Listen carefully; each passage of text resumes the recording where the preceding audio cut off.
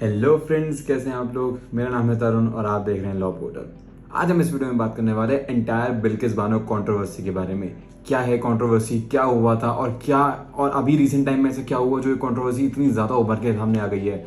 And trust me, अगर आप ये वीडियो एंड तक पूरी देख लेते हैं तो आपको उसके बाद कोई और चीज़ ना तो पढ़ने की जरूरत पड़ेगी ना ही कुछ देखने की, क्योंकि मैं आपको ना कि सिर्फ फैक्ट्स पर उसके साथ साथ लीगल पोजीशन भी बताऊंगा और किस बेस पे गुजरात गवर्नमेंट ने इन रेपिस्ट को रिलीज किया है, वो सब आपको इस वीडियो में मिलेगा। बिना टाइम वेस्ट किए चलिए शुरू करते हैं। जहां एक तरफ 15 अगस्त को पूरा देश आज़ादी की खुशियां मना रहा था, वहीं दूसरी तरफ एक कंट्रोवर्सी बहुत तेजी से आग पकड़ रही थी। उस कंट्रोवर्सी का रीजन क्या था? वो था 11 rapist. And yes, I am not saying alleged rapist, I am saying they were rapist, क्योंकि उनकी कन्विक्शन हाई कोर्ट तक हुई है। 11 रेपिस्ट को उनकी सजा कम करके उन्हें रिहा कर दिया गया। Yes, you heard me right, on our very independence day. I am sure आप में से सबने 2002 में जो गोधरा राइट्स हुए थे गुजरात के अंदर, उसके बारे में तो सुना ही होगा। और गोधरा राइट्स क्या थे? एक्चुअली पहले गुजरात में एक साबरमती एक्सप्रेस ट्रेन को जला दिया गया था, जिसके रिटेलिएशन में गोधरा राइट्स हुए। तो उन्हीं राइट्स के दौरान क्या हुआ कि जो बिल्किस बानो थी वो अपनी फैमिली के साथ वहां से जहां गोधरा से भागने की कोशिश कर रही थी ताकि वो किस तरह से अपनी जान बचा पाए। And at that time she was 5 months pregnant as well. तो जब वो भाग रही थी तो रास्ते में उनकी गाड़ी को कुछ लोगों ने रोका, 20-30 लोगों ने रोका, और उन सब लोगों ने, जितने भी उस लोग गाड़ी में थे, उन सबको मारना पीटना शुरू किया। और जो बिल्किस बानो थी उनकी गोद में उनकी एक 3 साल की बेटी भी थी, जिसको उन्होंने उसी टाइम रोड पे फेंक के उसका सर स्मैश कर दिया था रोड के ऊपर। और उसके बाद जो बिल्किस बानो थी, जो ऑलरेडी 5 months प्रेग्नेंट थी, उसके साथ गैंग रेप किया और उन जितने भी वहां लोग थे उन सबको उन्होंने मार दिया। बिल्किस बानो को भी, उन सबको after gang rape and everything they thought that she has died, क्योंकि वो बिल्कुल अनकॉन्शियस हो चुकी थी। और because they thought that she has died, इसीलिए वो वहां से भाग गए बिना उन्होंने कुछ और की। यहाँ तक कि बिल्किस बानो की बॉडी तक को कवर नहीं करा था उन लोगों ने, and she was totally naked on the road. But थोड़ी देर बाद जब बिल्किस बानो को थोड़ा होश आता है, वो देखती है अपने आप को थोड़ा सा रिकवर करने के बाद, वहाँ से वो सीधा पुलिस स्टेशन जब जाती है, तो जब वो पुलिस स्टेशन जाती है अपने साथ आप बीती बता के और एक मुकदमा दर्ज कराने के लिए, तो वहाँ पे उसका और भी बुरा व्यवहार किया जाता है। वहाँ पे पुलिस वाले उनकी कंप्लेंट लिखने से ही मना कर देते हैं। बहुत हाथ पैर मारने के बाद जब एक कंप्लेंट लिखी, एक FIR लिखी भी जाती है, तो उस FIR में भी आधे से ज़्यादा चीज़ें मिस आउट कर दी जाती है by the police. For obvious reasons we know what happened in those riots. हर जगह से निराश होने के बाद बिल्किस बानो फिर नेशनल ह्यूमन राइट्स कमीशन के पास जाती है, जो उसकी हेल्प करना शुरू करते हैं। And then they file a petition on her behalf before supreme court, ये कहते हुए कि भैया पुलिस वाले कुछ कर ही नहीं रहे हैं, मतलब इतने ज़्यादा हीनियस ऑफेंस हुए हैं, लेकिन पुलिस कुछ एक्ट करने को तैयार ही नहीं है। तब सुप्रीम कोर्ट जो है CBI को ऑर्डर करती है और एक CBI इंक्वायरी कंडक्ट करवाती है। तो जब CBI इंक्वायरी शुरू करती है तो with in a month they arrest all the accused persons who were involved in this Bilkis Bano incident. वो अरेस्ट करती हैं, अपनी एक चार्जशीट दायर करते हैं कोर्ट के अंदर। और जब मुकदमा शुरू होता है तो बिल्किस बानो एक पिटीशन लगाती है सुप्रीम कोर्ट में, ये कहते हुए कि भैया हम जहाँ रह रहे हैं हमें बहुत ज़्यादा खतरा है। और वो बहुत ऑब्वियस बात है, उनको जान वाला खतरा उस टाइम पे था भी, उनको भी, उनकी फैमिली को भी। तो इन सब चीज़ों को ध्यान में रखते हुए सुप्रीम कोर्ट ने उनका जो मैटर था वो गुजरात से ट्रांसफर करके मुंबई मंगा लिया गया। और फिर जो पूरा ट्रायल चला वो मुंबई में चला। तो 2004 से लेकर 2008 तक जो पूरा ट्रायल था वो मुंबई में चला। और 2008 में फाइनली कोर्ट ने एक जजमेंट दी, जिसके अंदर उन्होंने 11 लोगों को कन्विक्ट किया for the rape of Bilkis Bano and the murder of her family members. इन सब को, इन 11 कन्विक्ट्स को लाइफ इम्प्रिजनमेंट यानी कि आजीवन कारावास की सजा दी गई। उसके बाद इन लोगों ने ये जजमेंट को हाई कोर्ट में अपील भी किया। और अपील में ज्यादातर ग्राउंड्स जो लिए थे इन लोगों ने वो ये थे कि बहुत सारे विटनेस ऐसे हैं जो एग्जामिन नहीं हुए, जो होने चाहिए थे। बट हाई कोर्ट ने बोला कि ये सब गलत है, जितना एक्चुअल में ट्रायल बहुत सही तरीके से हुआ है। और और सारी चीजों को मद्देनजर रखते हुए हाई कोर्ट ने भी उनकी लाइफ इम्प्रिजनमेंट को अपहेल्ड किया। यानी कि हाई कोर्ट ने भी बोला कि जो आपको सजा मिली बिल्कुल सही है और आपको सजा काटनी पड़ेगी। 2017 से हाई कोर्ट से निराशा हाथ लगने के बाद इन लोगों ने, जो कन्विक्ट थे, इन्होंने कोई और अपील फर्दर सुप्रीम कोर्ट या कहीं भी कोई अपील प्रेफर नहीं की। Kept on serving their sentence in the prison.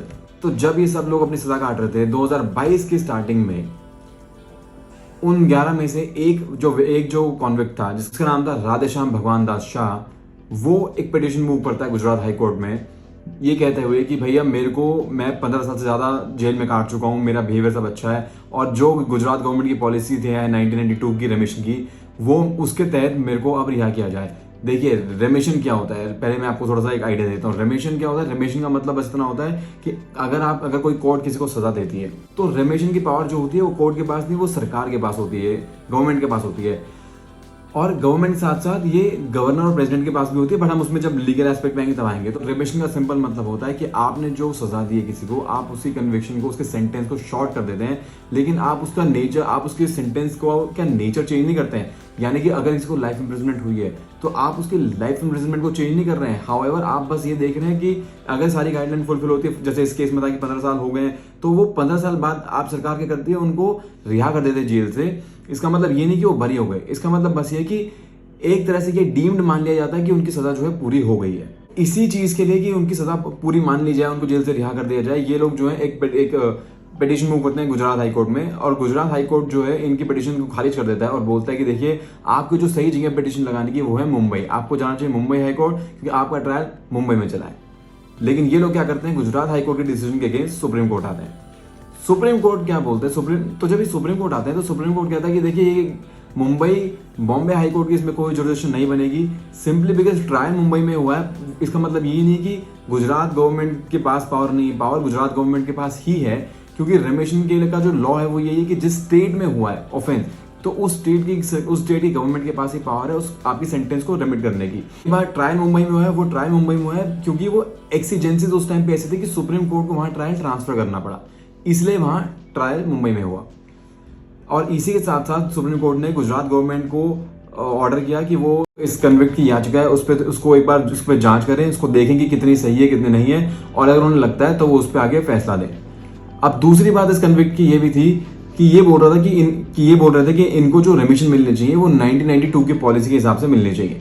देखिए हर स्टेट की अपने कुछ पॉलिसीज होती हैं जिसके हिसाब से वो लोग क्राइटेरिया ले डाउन करते हैं कि किस सिचुएशन में, किस ऑफेंसेस में आप जो है कुछ कन्विक्ट्स को रेमिशन दे सकते हैं, यानी कि उनकी सजा जितनी वो काट चुके हैं या तो उसी पे उनको बाहर निकाल सकते हैं, सजा को उनको अर्ली रिलीज, यानी कि टाइम से पहले आप उनको रिहा कर सकते हैं।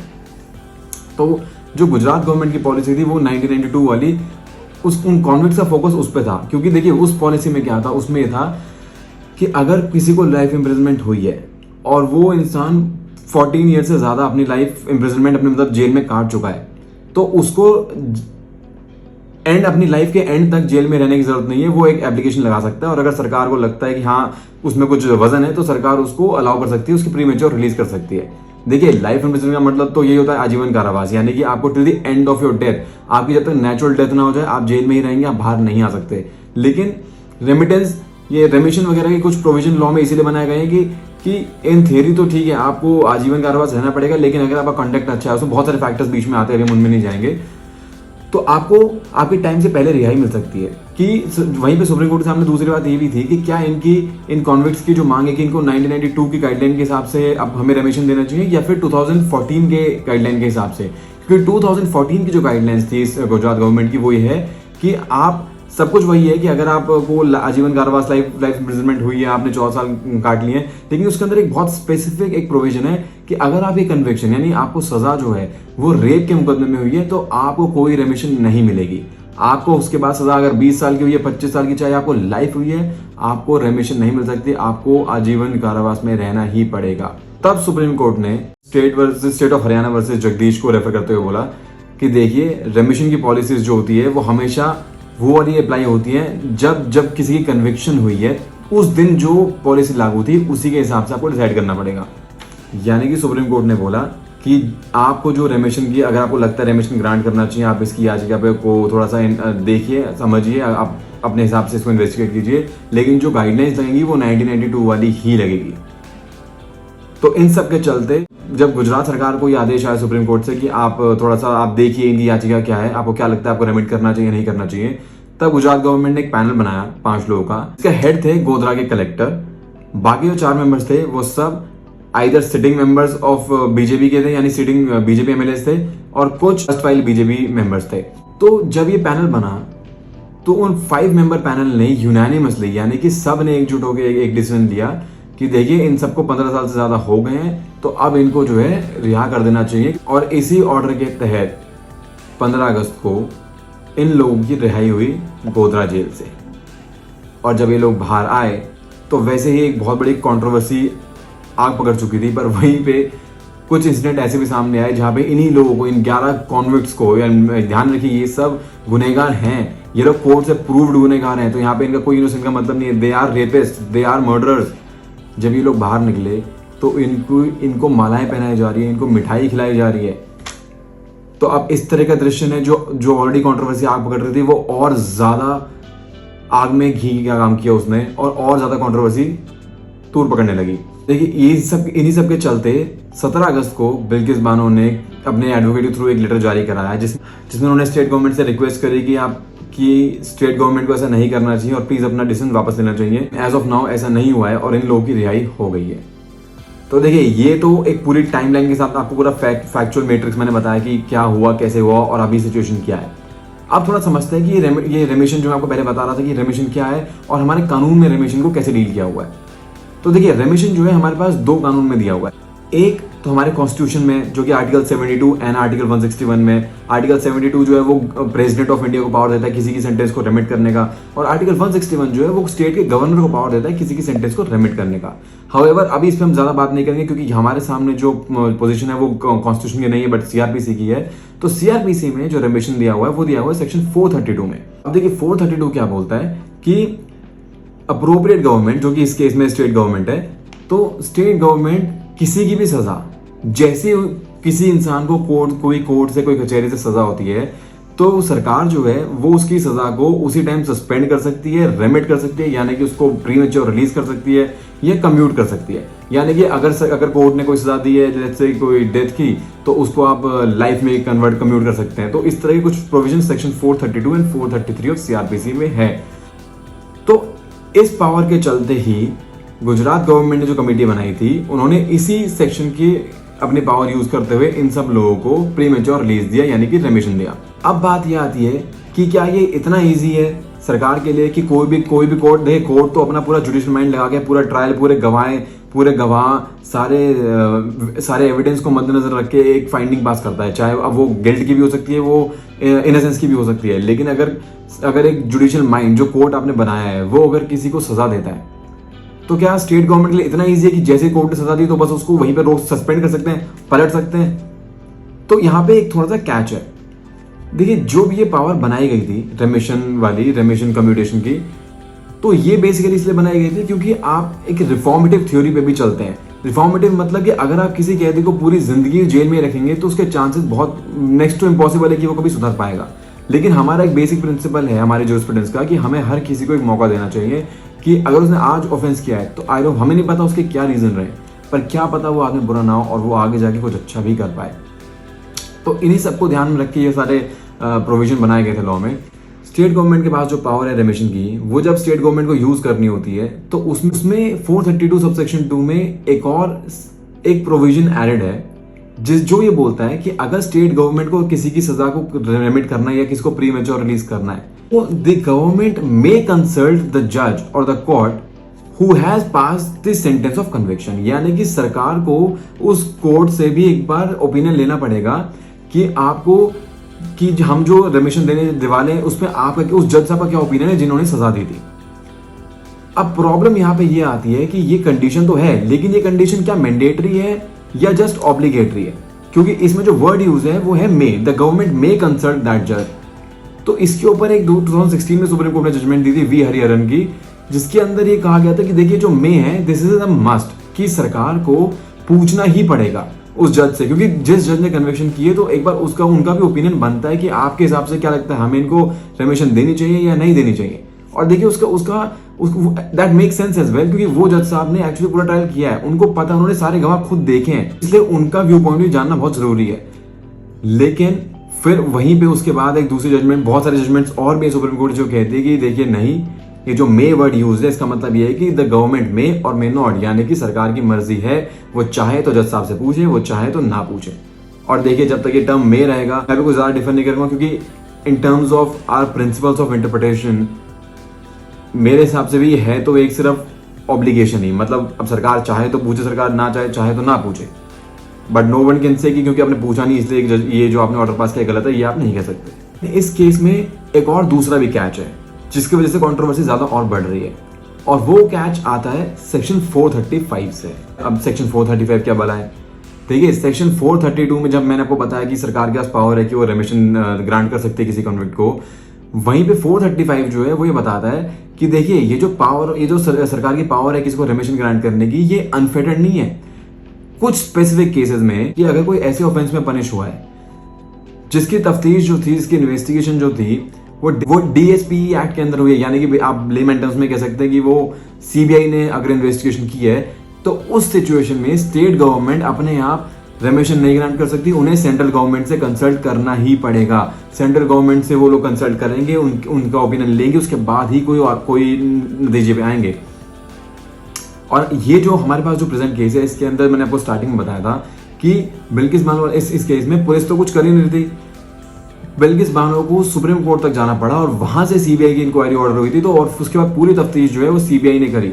केस है ये एक्चुअली 435 सबसेक्शन 1 के अंदर फॉल करता है, इसीलिए इसके अंदर सेंट्रल गवर्नमेंट का ओपिनियन लेना बहुत जरूरी था, जो कि अब मुझे नहीं पता कि लिया गया है नहीं किया, क्योंकि ये चीज अभी तक क्लियर नहीं हो पा रही है कि ना ही सेंट्रल गवर्नमेंट अपने तरफ से कोई स्टेटमेंट जारी कर रही है इसके रिगार्डिंग की क्या हाँ उन्होंने कुछ इसके ऊपर अपना कुछ ओपिनियन दिया था, क्या उनको उनके हिसाब से भी इनको रेमिशन मिल जानी चाहिए थी। क्योंकि ये दोनों चीजें पता ही नहीं है, तो हमें नहीं पता कि एक्चुअली में क्या हुआ है। लेकिन इस सिचुएशन में according to me central government का ओपिनियन तो लेना ही चाहिए था, नो मैटर व्हाट।